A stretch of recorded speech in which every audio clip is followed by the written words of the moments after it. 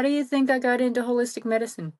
I started dabbling in herbs that are known historically to help manage pain, to help manage anxiety and stress and all the things, because I knew for myself, if I stress the heck out and I start getting anxious and all the things, and on top of just normal things that will set off an endometriosis inflammation attack thing, I'm drawing a blank for what it's actually called, an endo flare up, I found herbs that helped more than a damn pill did. Okay? So that's how I actually got into herbalism, because I needed to be able to function in life. So I started dabbling in herbs, and I hardcore studied herbs and holistic medicine, which then led into hardcore studying what it is that's in our food, water, air, and things around us that our government is providing us. That's a whole thing right there on its own. That's a rabbit hole you'll probably never dig yourself back out of, because you're just going to be sitting there getting mad, being like, what the heck are they doing to us? And then, once I started addressing that in my life and in my environment, I started to feel better. I changed my diet. I always ate clean, but not the type of clean that I thought, because when you read the ingredients, then you learn that there's bullshit in the ingredients that is affecting you.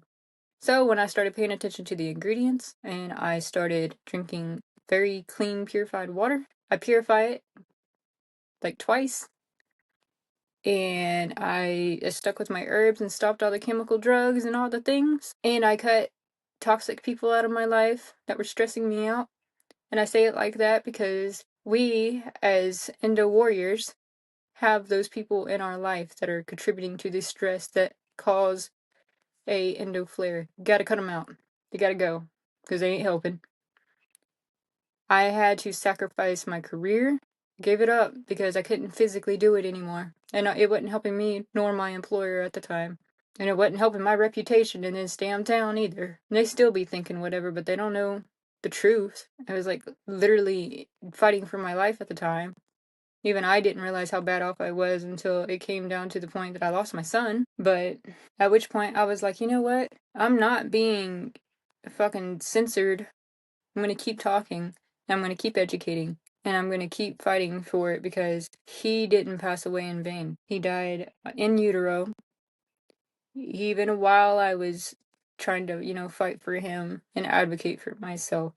So yeah, it's a touchy point and it pisses me off, and I'm going to continue doing what I do. I built a whole business around it as the motivation to make sure that doesn't happen to someone else, and using myself as the test subject, because I am my own walking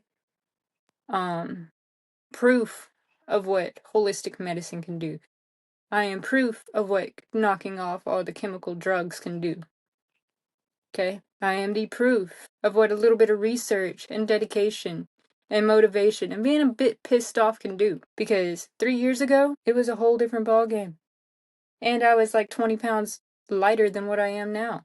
So I've been able to gain weight doing what I'm doing before taking their drugs and then not being able to put on weight. And my hair was falling out. This is all new stuff right here that's growing back in. That's why it looks so funky. But yes, I went to school with people who were battling the same thing, and they're dead silent about it. They don't ever talk about it. They don't want to talk about it.